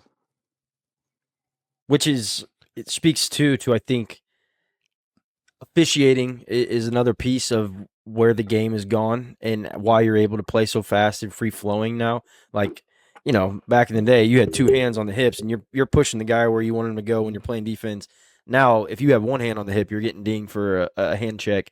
And so I think officiating has also helped open the game up. And some would argue not for the better. Some would argue it is for the better. It just kind of depends on your philosophy and kind of your viewing habits. But I do think that is another one of those kind of historical things that we've touched on with like the shot clock and things like that. I think the way the game's officiated also dictates that too, because like that stampede action, you got a guy coming full speed at you. Like you're going to have to put your hands up to like stop that. And the second you do that on him, it's a foul on you. So, I do think that's a factor as well that we haven't really touched on. And I was, you were talking about Kentucky a minute ago. That's because of Pope's reputation. I think teams in transition, they really get a lot of that type of action where it's just you're running down, just going downhill with a head of steam. They got their guy attacking the middle, and you have a choice. You can foul him. You might be, and if you peel off him, if you try to stop the ball using any of the defenders on that, now you've opened up their shooters, which is exactly, it's a question of pick your death. And oftentimes on defense, it's as a coach, pick which way do you think you have the best chance of surviving. Oftentimes it's pick your own death. It's, do you want to get beat by this, or do you want to get beat by their shooters on the perimeter? Do you want to get beat by their guy, ducking in? How do you want to go down? And what gives you, and maybe it's a matter of, and especially on a 70 possession game, you're talking, most of these games are within 3 possessions really on both ends. When it boils right down to it, you have to flip 3 possessions on the offensive end or 3 possessions on the end and 3 possessions on the defensive end, and that takes a win to a loss. Sometimes it's significantly less. Like in a 4-point game, if you get one more score and one more stop, that gets you there. And so it's a matter of how do you maximize your chances of getting that additional score and that additional stop. Yeah, I wanted to ask the coaches, are these kind of actions that we're talking about, like, stampede action or these other sort of quick hitter half-court motions, are these things that you're seeing starting to come into like junior high school basketball, lower? Is this stuff that's like really just relegated to college, or is it something that's being taught at the younger levels? I know I've been out now for 2 or 3 years. When I worked with Mike Lewis at Western, he studied a lot of overseas basketball and brought it to high school, and as well as stuff that we see at other places and some concepts there. So I think it is starting to infiltrate, and I think it makes the game better. It becomes a matter of skill. So we were really big in skill development. And then what Coach Lewis did was he went and he worked with some NBA trainers and got some drills and things like that. And we put that into our high school and middle school programs so that we could elevate kids' skill level to run a variety of actions to attack people in different ways. Because if you don't have the skill, you know, you can't run some of that stuff. So I definitely think that it comes down to innovation. I think you find programs that are moving maybe at a faster pace or faster tempo are innovating. And if they can emphasize the right things and be efficient in that innovation, then they're going to be good. Right. And you see some veteran coaches that are in their ways that are still efficient, but maybe, like Calvin Sampson and other things that can find efficiency in other ways. But yeah, I think that's part of the reason when we won 6 games in our first year, and Coach Lewis stayed for 6 years. Now he's an administrator, but I stayed with him for 5 years. We won a sectional and a couple of conference titles, and we're very, very competitive. Beat Kokomo a couple times. So because you're bringing in new ideas that people may or may not be able to. If you don't adapt and innovate, I think the game kind of passes you by a little bit. And a lot of coaches are able to still win if they don't. But a lot get passed by if you're not innovative. And I think you see some really good innovations at the college level. And I imagine if you dug deep in a college game or at a high school game, you'd see some programs that are really innovative in their play. Yeah, for me, I'm good friends with Garrett Weiniger, head coach at Fishers, and he's constantly studying the game and again, European stuff, what some of the best college and pro teams are doing. And, to me, I think he did the best coaching job in the state of Indiana last year. He lost Jalen Harrelson in the fall and went and won the state title in 4A without him because he adapted, adjusted, his style, and he's just an innovator. Like, he's constantly looking for new ways to do things, and he's not afraid to try them, but he's also not afraid to scrap them if they don't work. I think that's just as important. It's the buy-in factor again, right? It's like, you got to believe what you're doing. You're not just doing it for the hell of it. And so I think that's a big part of it too. To kind of piggyback on that though, I think if you look at the NBA level from Coach kind of talked about setting your ways, doing things the same way, and you can kind of get left behind. I think if you look at the NBA from 2008 to 2015-ish, it kind of got dry and everything was just a high ball screen. And, everybody kind of talked about how there was no movement and it was all one-on-one and ISO play. And then Steve Kerr comes to the Warriors and kind of flips the game on its head. And now if you look at the coaches coming into the NBA that are their first time head coach or whatnot, it's guys that are coming from the European model or they're a Kerr disciple or whatever the case may be. And now the NBA is completely flipped in terms of what's great offense. And now it's no longer the ISO ball stuff. It's get the ball up the court quickly, get a great shot out of a quick action, early offense. And so to me, there's no better example of that from mid 2010s NBA to where the NBA is at now. And you look at the scoring, it's way up. And again, some people would say that's not a great thing.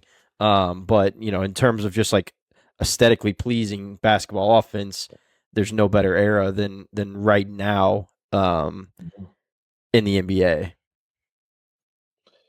And by no means a diminished defense. It just makes it it forces you defensively to play differently. It also, and back to aesthetically pleasing. I mean, what's worse than watching a packed paint? Where you have 4 or 5 guys in the paint, 3 of them defenders, 2 of them, or really, one offensive guy kind of in a dunk, just off the dunk, just off there in the dunker spot. And there's really no movement nodes. There's just a lot of congestion. And you look at when the ball's moving on the perimeter, moving the help line off kind of middle help over to kind of lane help where you have to get out on shooters. I'm seeing it at my level. I'm seeing it with younger kids. I'm seeing coaches that are. I mean, we were talking. My coach and I were talking a couple days ago. Like, how many times have we actually seen post play? And usually, like in the elementary basketball league in Columbus, Indiana, there's a bunch of post players. They're always trying to get their guys. Trying to pound the ball inside to bigs, and we're seeing more and more that we only had maybe one time, and it was for a very limited period of time where we were actually fronting for a little bit, and they were throwing over us. That they had a player that was posting us. I mean, one time in our season, we're 8 games in. And it's interesting because now we're seeing we're seeing more movement. We're seeing we're seeing more off ball. They're throwing pin screens in. They're throwing, cuts and vacating to the other side. They're not trying to force the ball like we've been doing for so long in youth basketball. I remember, and hell, Tony kind of influenced me a little bit on this. We were talking, during the off season when you were doing your Indiana Elite team. It's like, he's running zoom. He's running empty side ball actions. I think we can start doing that now. We need to start I need to get out of kind of the motion construct. I know, Coach Tonsoni, you're an old motion guy, right? I mean, I see you at the meetings where we're our first step in the 12-step program is we have to subscribe to that the ball screen is a higher power and we should be embracing it, and then we go from there. But I mean, back to your thoughts on that, because old motion guys, we're having to really rethink how we do things. Yeah. And for me, I'm a movement guy, and a movement guy to put stress on the defense. Right. That's my big thing in watching teams. Like, I know spacing is important, but if you space and stand, now I can devise and practice a defense for that of what I'm in charge defensively of my rotations and where everything goes, because I know where your offensive players are. When you move your offensive players, now my defensive guys they might be at the low block help, they might be at the elbow, they may think they're out too far or get out too far on a shooter on a weak side. So when you move people, I think the screening stuff again with the shot clock is kind of a bygone thing. I love the off ball screens and I love the pin downs, and I talk about that. Mbako came off a pin down and hit a 3. But that's that's actually more movement than actually running a guy off a screen anymore. It's more cutting and just getting in the way and making the defender have to go around than the old-fashioned, run people in hip-to-hip type stuff. But move and cut. And you mentioned 45 cuts, and then you can use the concepts of the bounce, whether it's a ball screen or you clear out a side with the 45 and have a double gap. Now you can attack, you draw corner help, you kick out for a 3. That's more modern. And I've come to embrace that, being an old motion guy where you had, inside guy went down and screened for the outside guy and then rescreened with the flare. I still think there are components that can be modern too, especially flare screens off the elbow with some actions that way, or what teams are doing to Indiana right now on the nail slot rim. They're flaring that help guy and putting a lot of pressure on the backside guy, or a 2-on-1 then on the backside. So I think there's elements of the old motion game that you can, but it's the modern game. I believe it's pace, and again, I'm not into the analytics as much, but I believe in them, and that's a key concept too for coaches too. Like, I think you got to look at the analytics and then go with your gut as well. You can't just decide it's now 87% this or 47% this. I'm going to do this or do that. You're still a decision maker as a coach, but you got to look at the information's available to help you make better decisions. I just think faster play in transition and faster play in offense leads to better basketball, and I like winning. I once held the ball for 5.5 minutes in a sectional game, just hipped it, right? Because we were playing the number 1 team and we were 4-17. That was a decision on tempo for us to try to win. And we were in a ball game in the 4th quarter, boring basketball. I wish that it was still around, but it's not, with the shot clock and everything. Move, cut, hard, attack, get downhill, draw to and kick and move the basketball. That's fun stuff to watch. And I think it's fun stuff to play as well for these players. I think so too. So before we wrap up this section, I want to quickly just kind of delve into Indiana, because they do play fast. And I think, at least offensively, Indiana is one of those teams. I think that they're able to kind of keep their opposition moving left to right, kind of moving east west. When they defend and when they know where they're going, they can kind of keep the ball out of the lane and then get oftentimes a longer shot, which and once they get the rebound, will push their bigs. Sometimes it's a guy like Malik Renew. Sometimes it's a guy like Peyton Sparks or Omar Ballo pushing the ball up the floor. I've seen some pitch aheads this year. I've seen them trying to get the ball up, trying to move the ball more quickly up the floor. But at the same time, I'm going to throw out 2 points and agree, disagree, pick them apart. First off, I think if you're a team that utilizes the post as much as Indiana does, it's really hard to play with the pace that we're talking about. I think it's really hard if you're trying to get the ball into that low block to a post player, or even off of a simple, just a ball screen, middle ball screen, that you're still trying to get it down in those areas. It's really hard to play those. And the next part of this would be, so the first one, those post teams. The second thing is, I think Indiana in transition, and even in their half court sets, they oftentimes do take a lot of shots that are forced. And I think especially in up-tempo games, I do see that. I do feel like they're not always hitting the right places on the court. They're maybe looking more for personnel versus looking for the right read. Thoughts? Quickly, I agree. I think sometimes, I think you and I talked about this on the last show, Assembly Call postgame show. It's kind of what you emphasize, right? And I think good pace basketball, whether it's in transition or the difference between the number one team is 14.3 shots or seconds per shot or per possession versus 20. So you're talking about a 6-second difference between the fastest team and the slowest team per KenPom. It's what do you emphasize in your offense where shots are going to come from, right? If you overemphasize one area, whether it be post play or the guard coming off, if that is your main focus, then most players are going to default to that. And I think there's a variety of ways you can score in the college game, and nothing makes me more excited about Indiana than a fast break pitch ahead to Mbako and he launches a three. And for us old coaches, that's kind of, oh my gosh, you should attack the rim, right? Or you should do a motion.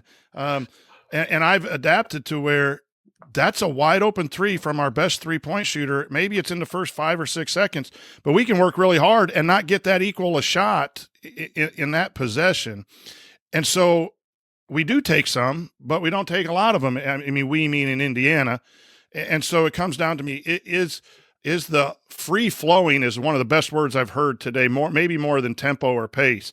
Are we free flowing in our shots, in our ability to shoot the basketball, when and where and by whom? Or is there an overemphasis on tier 1, tier 2, and then we look to tier 3? And that is, I think Indiana right now is a tier 1 shot. Then we look for the tier 2, then we look for tier 3, instead of saying, take the first shot in tier 1, tier 2, or tier 3. That is a good, acceptable shot. And do you trust personnel? My take. And do you trust your personnel? And that, I think, is the other part of this. Plus, about that early shot, you also have guys storming you have the defensive movement. 80% of your misses go weak side anyway, and you have your guys running lanes. You have a much better chance of getting an offensive rebound if the defense is moving, versus them just staying in fixed locations because you're there in that movement. Yeah. Tony, where are you at on this at this point? Like, what are you thinking? Yeah, I mean, I think Coach hit the nail on the head. Is you are what you emphasize, and if your emphasis, even as minute as if your emphasis is run, go, like, I always see coaches go, run. If that's your emphasis, your guys are gonna run. Like you're gonna. But if your emphasis isn't, here's how we're going to run, and we're going to, go deep corners and a drag screen or whatever you want to do. Like, to me, that's where the disconnect is with IU a little bit. I feel like there's one layer of we're going to run, but I don't really see a lot of like continuity in how they run or what they want to do. I see a lot of turnovers. They turn it over a lot when they look to push the ball right now. And some of that may be that you've got a new point guard that's figuring guys out in Miles Rice. But to me, in terms of pace for Indiana, even when they do get out and run, it looks a little bit haphazard as it currently stands. And I think some of that might be they go up against each other in defense. Their defense is really bad right now, so they might get better actions right now in practice than they're getting in games. But yeah, so that to me is something that they just need to shore up, because to be honest, I like Indiana running, or I like the idea of Indiana running. I don't really like the execution of how they're operating when they run as it currently stands. You got a guy like Ballo who does a good job running the floor and sealing this man up the lane for an easy layup or dunk. That's there, and you got shooters on the wing. That's just some really good offensive options there for Indiana. But yeah, it just comes down to how comfortable are the guys who are playing and taking certain shots at certain times on the floor. If that gets straightened out and you handle the basketball, then Indiana can play at a pretty good tempo and pretty good pace. And they're not bad tempo-wise. No. But a lot of that is the breakaway. When they do play really good defense and get a deflection and a steal, they go down and get it. I think that's more than the early offense. I think they're better at that fast break stuff than early offense right now. Well, and I mentioned earlier, Iowa State and Illinois. Like Illinois, there's a pervasive drive concept there. Like if you don't have the shot, drive it.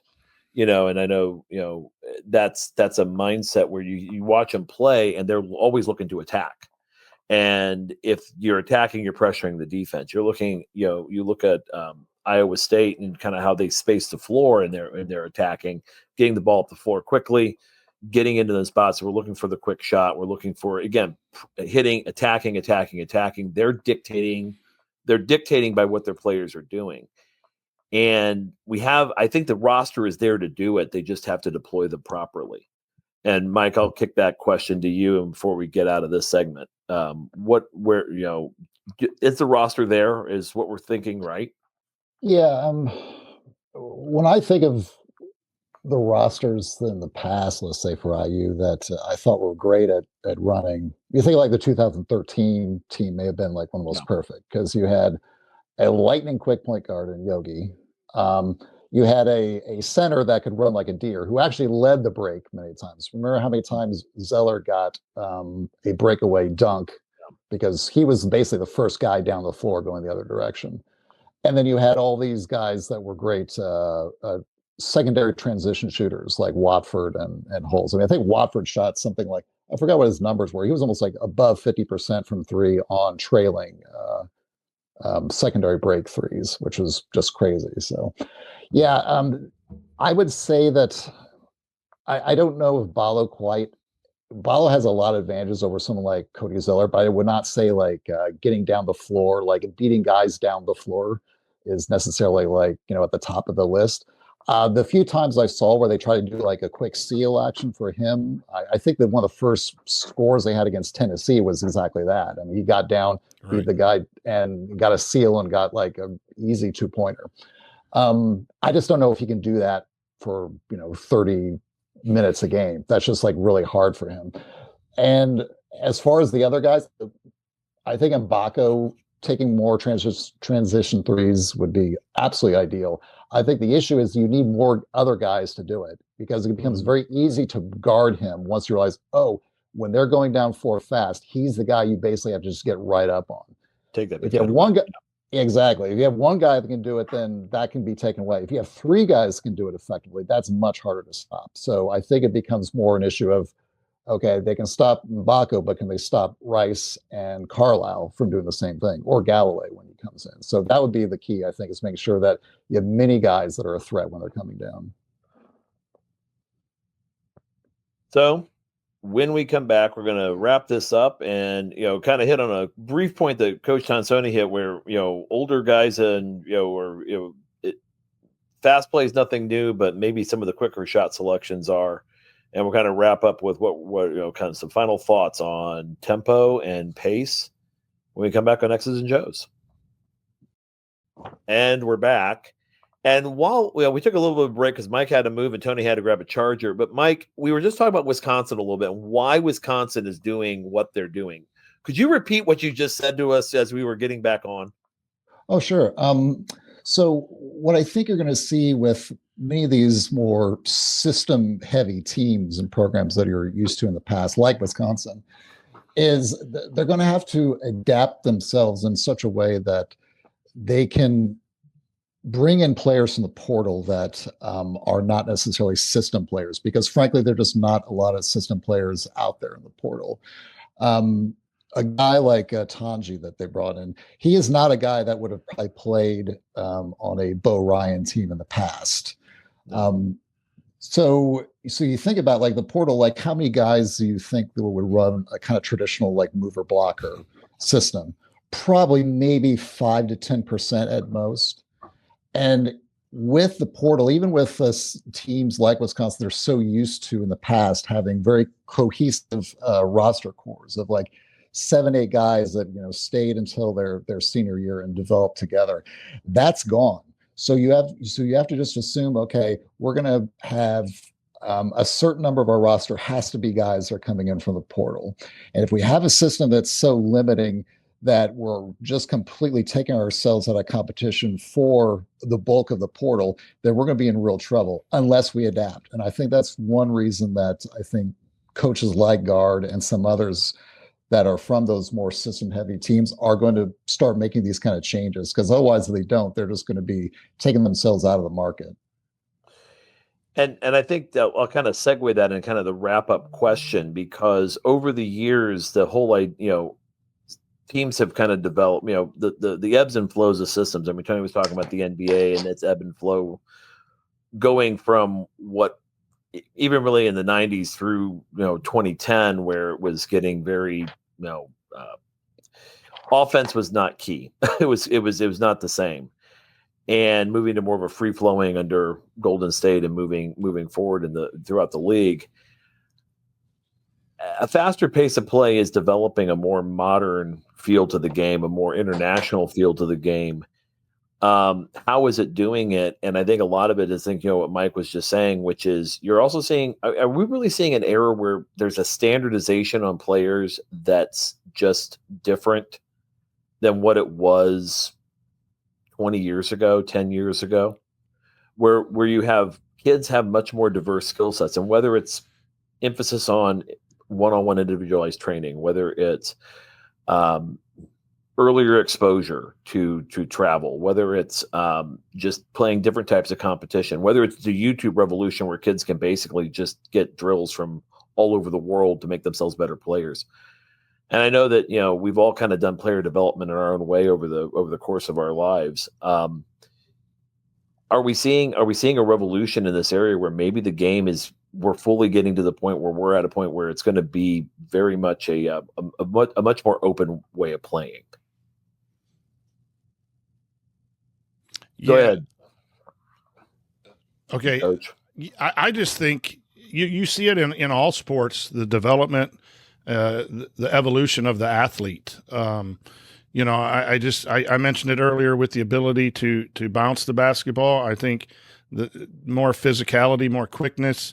I think you're starting to see a little bit of getting back to shooting. I know there was a concern the last 5-10 years that shooting had left, but I think with the emphasis of modern basketball, people are spending a lot of time in developing into shooting, and so I think that the type of player that's coming in to the game is more for the spacing and the three ball, the rim and three stuff, and the get out and go than traditional blocker mover motion type stuff that we saw 20, 30 years ago. And it goes to Mike's thing. You have a few programs that I'm watching that are still recruiting and developing, in Purdue, Marquette, Michigan State, and maybe a few others that are depending on getting their kind of guys in and then develop them and keeping them for 2 or 3 years. Can they keep them?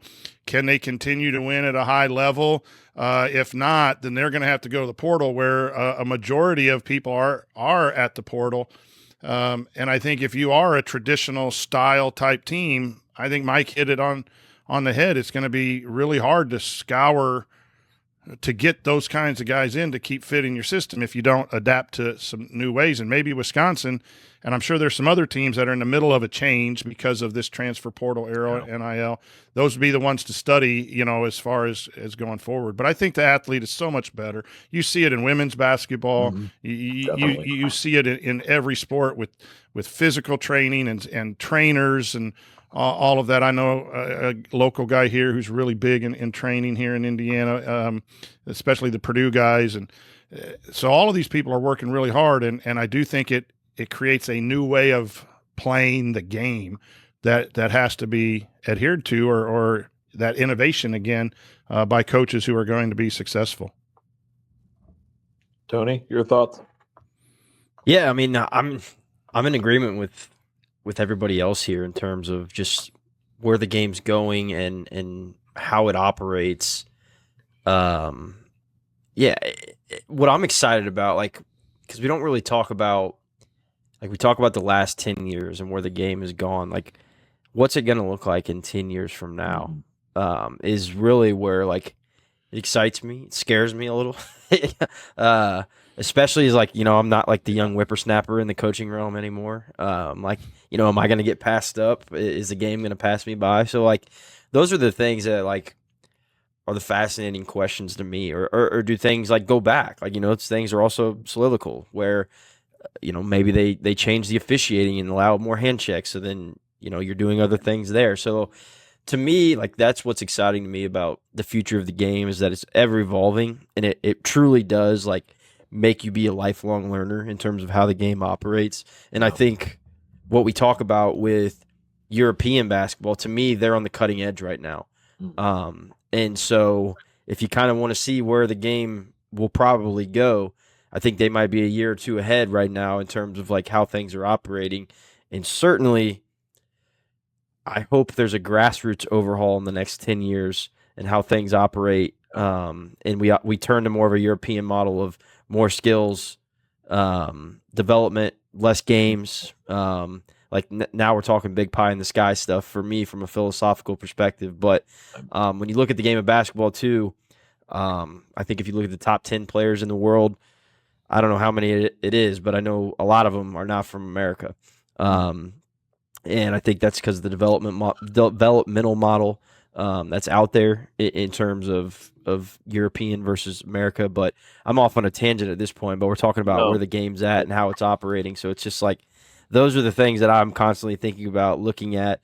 And then just from an analytical video perspective, all these tools that we have at our disposal are only going to get better. Mm-hmm. And, there's so much out there that it's going to be it's information overload. Coaches are going to have to figure out, all right, here's the data points that matter to me, and the rest of it's kind of fluff. I might have some staffers that look at it and they can come talk to me about it, but I'm focused on X, Y, and Z, and that's where I'm at, because with so much data, so many analytics, synergy, video clips, all this, you're taking all of that, you're trying to mold a philosophy, and then you're trying to disseminate that philosophy to 14, 15, up to 22, 23-year-olds in terms of high school and college guys. They've got to be able to speak your language too. So there's so much that goes into it, and it's exciting. Like I said, also kind of a little scary for me that I'm not the young whippersnapper anymore, and there's things that could pass me by. Tony, I don't want to hear because I've had this this has been a thing for me in the last probably 5 years where I realized that I'm looking at the other sideline and I'm seeing, oh crap, this kid's in his 20s. And it's I remember when I was in my 20s, and and it's this bald head has a target on it. When did that happen? Oh, it always kind of did, but now it's a lot bigger. And I was having a conversation. I coached against the kid, coached against his dad who coached him, and mom and the dad actually went to high school together. So known that and so for a long time, the McDonald's are great. The McDonald family out of Columbus, just great people. But he's now coaching his kid who's 10, and I kind of looked and said, Josh, I'm seeing what you're running. I saw floppy action. You're running Ivers and cuts for your 10-year-old. I mean, you're doing some really innovative, some very high level stuff with these kids. You're making my job harder, and I love you for it, because okay, I can guard flex all day long. Now I got to figure out how to do this. I love it. It's wonderful. And I mean, I tell my kids all the time, I'm preparing you for a world where when you're in high school, there's a good chance you're going to have a 35-second shot clock. I'm preparing you for a world where the game is going to be radically different for you than it was for your older brothers or definitely for your dads. I'm excited too, Tony. I'm a little scared also because I'm wondering, man, am I going to be that guy who's going to be like, yeah, he's just the game has completely passed him by. And that's why I love talking to Tonsoni about this stuff, because it's like, you got to you have to find a way to continue to be a student of the game. And if you're not doing it, you're not doing your job, and you're not doing well for your kids. I mean, if you're doing the same thing over and over again, and it doesn't matter, like if you're winning a bunch, if I have my win-loss record's on my obituary if I had a failed life, I really think that at the end of the day that, yeah, you may be able to find ways of winning still, and especially you can pad that, but are you really preparing kids for the game moving forward? And I think that going back to really kind of the point what Tony was making, which is it's not about competition always. It's about getting the kids better. And when it does get to be more for real as they get older, there's no reason. Is there a reason for a kid to play 75 games in a season? Never. No. Is there a reason? Hey, I'd love for your knees to be a big factor in your health at age 14. Right. I mean, there's no reason whatsoever. And yeah, there's a reason for the adults, Bob, but not for the kids. Oh, and there are millions of reasons for the adults. I can tell you that much. There's thousands and thousands. That's part two. That's a whole other 2 hours. That's a whole other 2 hours. And I'm gonna calm you both of you down. How the game's never going to pass you by, and take it from the oldest person on the podcast, because you both mentioned lifelong learning.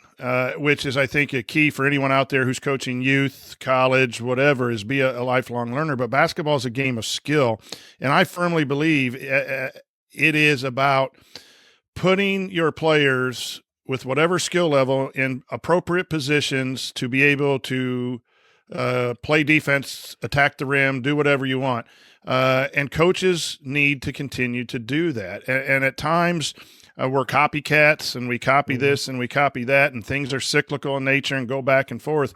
But it's all about skill. I mean, I read a book when I was way before Tony's age about how sets and plays don't score points, players do. But what sets and plays do is put players in position and defense out of position to maximize the ability for that player. And that's basketball right there, right? Yeah. And right now, as Tony said in the NBA, and it got to college a lot, it's I want my guy to go one-on-one because I want him to outskill the other player's skill. And I'm hoping that as the game keeps evolving, you look at Europe and you look at others, they're like, we're still doing that, but we're going to put the defense at a disadvantage for a half a step or a bad closeout, and then watch that skill go up and dunk, as opposed to just throwing it at him and dribbling, 18 seconds in a row without going anywhere and then jumping up and shooting a basketball. Right. Yeah. But the game doesn't pass by learners.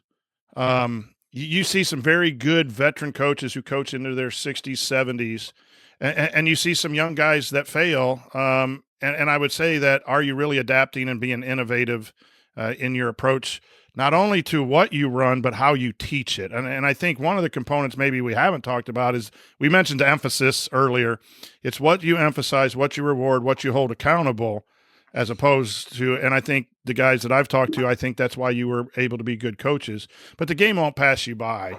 It'll maybe become difficult when you're my age to coach for 2 hours on your feet physically, but it won't pass you by because it's a game of skill. And that's what we're talking about. Is it skill that's playing at a fast pace? Do you slow down the pace? And how do you develop that skill? Less games in the summer. All of it is that it won't pass you by. You will be on podcast or the next version of whatever this may be in 20, 30 years. Talking to the young whippersnappers. Yeah. I'm going to think of us. On-court design holograms. Think of us as 3D. Think of this in 3D. No, you don't. I got to go to bed and think about that. It'll be AI by then. So. Yes. I've been accused of being artificial intelligence. Anyway. Bob, we could upload all of our text and writings into an AI chatbot, and we could just have X's and Joe's be a completely self-fulfilling sort of. Have Ivan Renko AI do chat. it for us. Have Ivan Renko from the Discord, from the assembly call Discord, do it. That would be okay. perfect, So on that note, just I want to give a special thanks to Bob Thompson for the music and sound of the show, and John Rigger of ringdesign.com for designing the logo and look of the show. And for next episode 23, program momentum. Is it a real thing or a myth? We'll be breaking down that one in terms of, is momentum within a program something that actually is realistic? How does it operate? Does it actually take place? And if so, like, how does it, how does it work, especially in the modern game when it comes to the portal and NIL? So look for that probably the second week of December. That'll be coming out about 2 weeks from then. Tony, Brian, thank you guys very much for coming on. We really loved having you on, and always loved chatting with you, whether it's 2 minutes or 120 on basketball stuff. We'll see. Yeah. We'll definitely be talking to you more as the season progresses. Yeah, let's do this again, boys. It's always a pleasure, fellas. Yep, enjoyed it. All right. This endless conversation was brought to you by the Back Home Network. Be sure to check out all the great BHN content, including Assembly Call, Doing the Work, Right Up Meridian, The Dribble Drive, and Crimson Cast on YouTube and at backhome.network.com. Until then, I'm Mike Weymouth. And I'm Bob Rhodes. Have a good one, everybody.